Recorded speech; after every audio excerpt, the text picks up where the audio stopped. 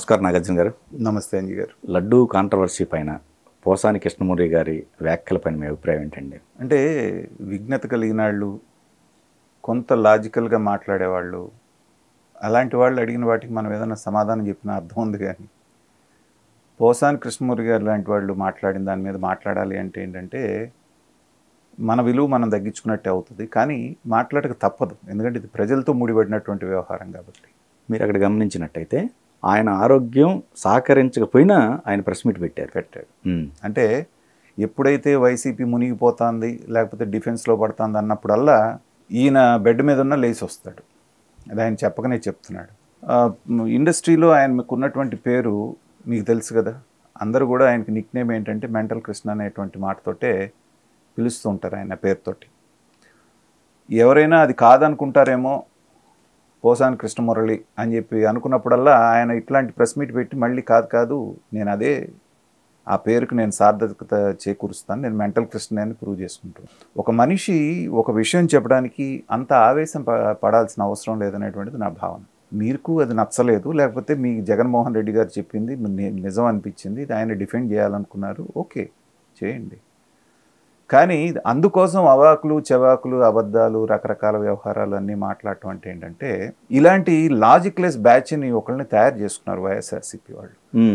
ఇదే పద్ధతి వాళ్ళు ఒక మాస్క్లోనో లేకపోతే ఒక చర్చిలోనో ఒక రూల్ ఏదన్నా పెట్టుకున్నారనుకోండి, ఈ రూల్ ఎందుకు మీకు ఎలా పెడతారు? ప్రజాస్వామ్య దేశం, లౌకిక దేశం అని వాళ్ళ దగ్గరికి వెళ్ళి అడిగే ధైర్యం కానీ దమ్ము కానీ వీళ్ళకుందా? ఆ మాట అడుగుతాడని తెలిస్తేనే బజార్లో వేసి ఇరగొడతారు. సో వాళ్ళ దగ్గర ఎదురికి మాట్లాడలేరు కాబట్టి హిందుత్వం, హిందూ దేవతలు దేవుళ్ళు గుళ్ళు అనేవి వీళ్ళకి బాగా తేలిగ్గా దొరికినాయి కాబట్టి ఇక్కడ మాత్రం డిక్లరేషన్ అనేటువంటిది ఎందుకని ప్రశ్నిస్తారు. సో డిక్లరేషన్ మీద ఒకటే అంటున్నారు కదా సార్, ఇప్పుడు కొన్ని విలువలు ఉంటాయి, సాంప్రదాయాలు ఉంటాయి. అవును, ఇప్పుడు ఆయన షార్ట్ వేసుకుని వెళ్ళగలుగుతారా హిందూగా అదే గుళ్ళోకి? సో అనొచ్చు కదా. ఇప్పుడు ఇది స్వతంత్ర భారతదేశం, ప్రజాస్వామ్య వ్యవస్థ కాబట్టి నేను ఎలా ఉండాలంటే అలా ఉండొచ్చు అని అనొచ్చు కదా. అంటే ఒప్పుకుంటుందా సాంప్రదాయం? సో దానికంటూ కొన్ని కట్టుబాట్లు ఉన్నాయి, కొన్ని ఆచార వ్యవహారాలు ఉన్నాయి, ఒక కట్టుబొట్టు ఉంది. దాని ప్రకారంగా పవిత్రమైన హృదయంతో వెళ్ళాలి అన్నప్పుడు ఏంటంటే ఆహార్యం కూడా కొంత ప్రాధాన్యత ఉంటుంది. తర్వాత ఇది ఎప్పటి నుంచో పెట్టినటువంటిది కాదు, ఇది 1990వ సంవత్సరంలో ఇంట్రడ్యూస్ చేసినటువంటి చట్టం ఇది. దానికి కారణం ఏంటంటే ప్రపంచవ్యాప్తంగా వస్తున్నటువంటి రకరకాల పరిణామాల్లో మనం చూస్తున్నాం ఈ పరమత సహనం అనేది లేకుండా, ఈ మతం ఆ మతం అని కాదు కానీ కొన్ని మతాల వాళ్ళు ఎలాంటివి ప్రార్థనా స్థలాల మీద ఎలాంటి దాడులు చేయడానికి ప్రయత్నం చేస్తున్నారు, ఇవన్నీ చూసినప్పుడు ఏంటంటే ఇక్కడ ప్రత్యేకంగా తిరుమల తిరుపతి దేవస్థానం అనేది ప్రపంచంలోనే నంబర్ 1 వాటికన్ సిటీ తర్వాత అంత ప్రాముఖ్యత కలిగినటువంటి ప్రదేశం కాబట్టి దాని భద్రత దృష్ట్యో దానికి ఉన్న ఆచార వ్యవహారాల దృష్ట్యో ఒకటి పెట్టారు.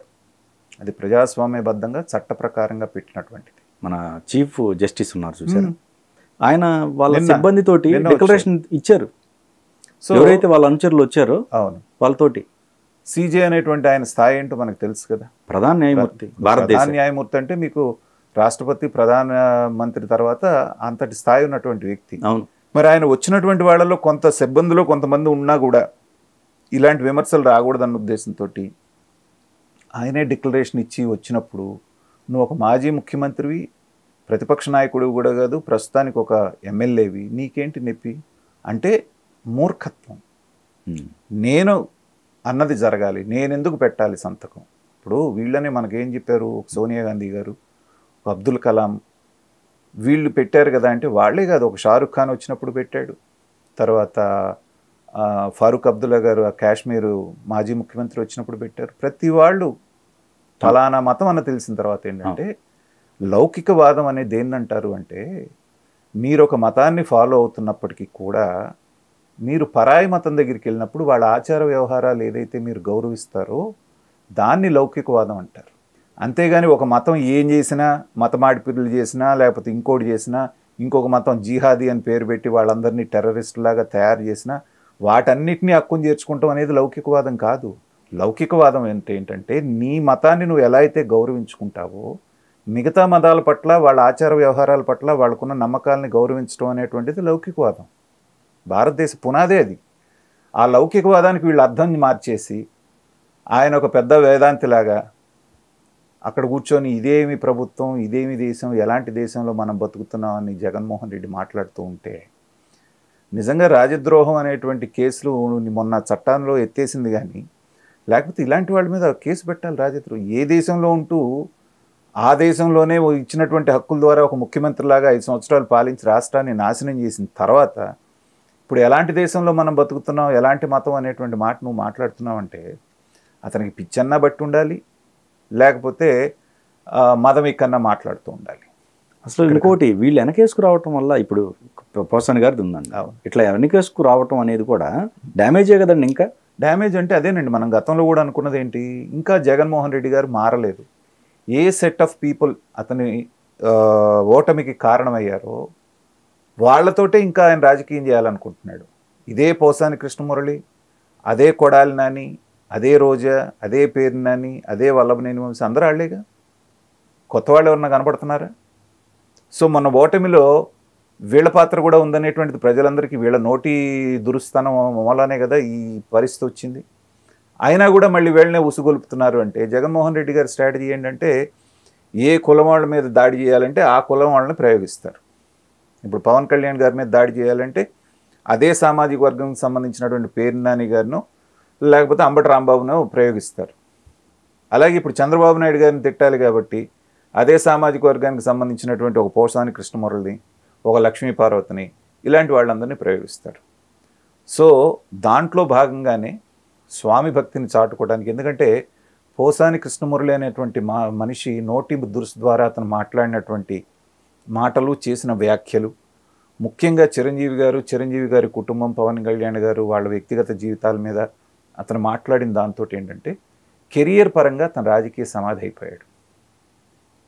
అతనికి ఇవాళ అవకాశాలు లేవు. ఇంట్లో 2 గళ్ళు వేసుకొని కూర్చుంటున్నాను, నేను బయటికి కూడా వెళ్ళట్లేదని ఆయనే చెప్తున్నాడు. సో అధికారం మారిన తర్వాత పూర్తి స్థాయిలో ఫ్రస్ట్రేషన్లో ఉన్నాడు అనేటువంటిది నిన్న మాట్లాడిన దాన్ని బట్టి తెలుస్తూ ఉంది. సో ఏం జరగబోతుందనే భయం కూడా అతని మాటల్లో మనకి కనపడుతూనే ఉంది. ఆ బుకాయింపులో కూడా ఎక్కడో భయం కూడా తొంగి చూస్తూ ఉంది. అందుకనే కంప్లీట్గా తను ఐసోలేట్ చేసుకొని సమాజంలో కూడా బయటికి రాకుండా బతుకుతున్న ఇలాంటి వ్యక్తి మాటలకి అక్కడ అంత విలువేం ఉండదు. ఇప్పుడు జరగబోయేది ఏంటంటే 40% ఓట్లు ఇంకా ఉన్నాయి జగన్మోహన్ రెడ్డి గారికి. మనం పదే చెప్పుకుంటున్నాం. ఇలాంటి పిచ్చి వాళ్ళందరినీ బయటికి పంపించి పిచ్చి ప్రేలాపనలు చేస్తే ఆ 40% అనేటువంటి ఓటు బ్యాంకు ఐసు ముక్కలాగా కరగటం మొదలవుతుంది. సో మీకు తెలియకుండానే 1 సంవత్సరం రోజులు అయ్యేటప్పటికి ఆ 40, 20 అవ్వచ్చు, 15 అవ్వచ్చు. అది జగన్మోహన్ రెడ్డి గారు గమనించుకుంటే మంచిది.